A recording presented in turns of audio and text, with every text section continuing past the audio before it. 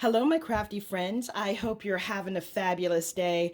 My name is Robyn Pitts with Sir Chauncey Rocco Creative Designs. If you're new to my channel, please take a moment to hit that red subscribe button and that little bell so that you will always be notified when I upload a new video. Today, I have a really fun project.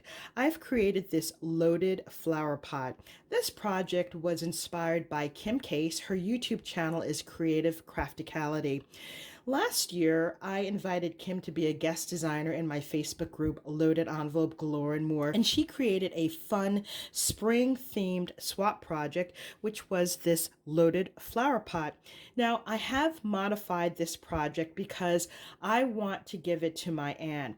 COVID-19 has taken a toll on all of us, and as a result, I have not been able to see my family members, in particularly my aunt. And so I thought this would be a wonderful gift to brighten her day. And the best thing about it is that these flowers will never die. In Kim's original project, she required that you create only 3 flowers and fill the base of the flower pot with cards and other embellishments that you could share with a swap partner. But since I'm giving this as a present, I've decided to make this a stationary flower pot. This project is fairly substantial. It measures about 13 inches from the top to the bottom. The base of the pot is about 4.5 inches wide, and the widest point where the flowers are is just about 10 inches. I had so much fun creating this, and as you can see, I have filled this with tons of beautiful layered handcrafted flowers. I've also included fun blades of grass, some cattails, these beautiful dried flowers in the back, butterflies, and I think this makes a lovely presentation.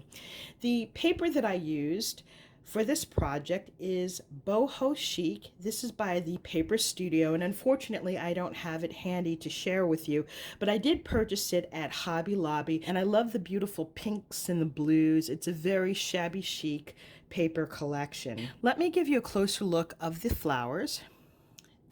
Each of the flowers are attached to a paper straw, and the straws are attached to green flower foam, which I have glued to the base of this flower pot. I did cover the top of the flower pot with this Spanish moss, as you can see here. All of these flowers were created using dies. This is the die set that I used. This is by Hot Off the Press. It's called Bodacious Blooms, and it has 4 different dies. The great thing about this is that the center of each of these petals lift up. So let me show you. You can see here how each of these petals lift up. And I just use my flower shaping tools to give each of these layers dimension. On the centers of each of these flowers, I've used a combination of rhinestone pearls. I've used these stamens. We have pink here, ivory. And in the back, I've used this beautiful pearl button. I've included these cattails. In these pieces, we have these beautiful vellum butterflies, and the butterflies I have stuck into the flower pot on skewers, which I've colored to coordinate with the paper collection. For the smaller flowers, I use the smaller Bodacious Blooms, and in the back I use my Anna Griffin Rosette die set to create the base. All of these flowers have a different look, and I've simply layered different colors of paper. Most of these flowers are about 5 to 6 layers thick. Let me show you the back. The back of the flower pot is flat, and here you can see the paper straws and the blades of grass. On the back of each of the flowers, I included a beautiful rosette, which I've created in Cricut Design Space. On the bottom of the flower pot, I have this beautiful large vellum butterfly. To the right of it, I have this beautiful lattice layered bow. Now this I've purchased from the Silhouette Design Store. And as you can see, it has several different layers. I love this lattice print. And in the center, I've just used a rhinestone pearl. On the top of the flower pot, I have this beautiful crocheted lace detail.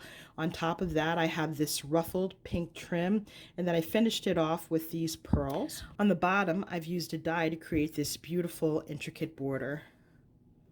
I also wanted to show you some fun embellishments that I've created using the Boho Chic paper collection. I made these fun bows. Now, I really haven't decorated them. I may go ahead and add in a little gem here just to finish it off. Now, I cut this out on 110-pound cardstock, and then I used the decorative paper here in the center. And so here's another one.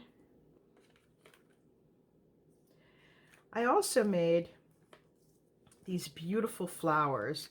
Now, I've created this using a sunflower die, and in the center you could see these pretty pink stamens, but this is about 6 layers deep and it's really sturdy. I did use my flower forming tool to give this some dimension, and then I added in the glitterific hologram paint to give it a nice little sparkle. We have another sunflower here. I made this using the same die, but you can see how different it is. I've also created these beautiful flowers. Now on the back, I have a rosette using a Tim Holtz die. And then I've added in other floral dies that I had in my stash. And I think this is just so pretty.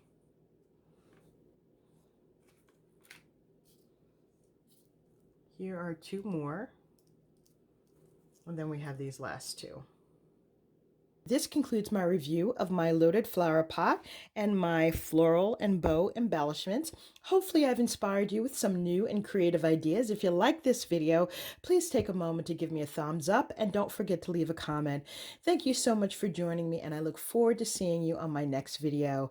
Bye for now and happy crafting.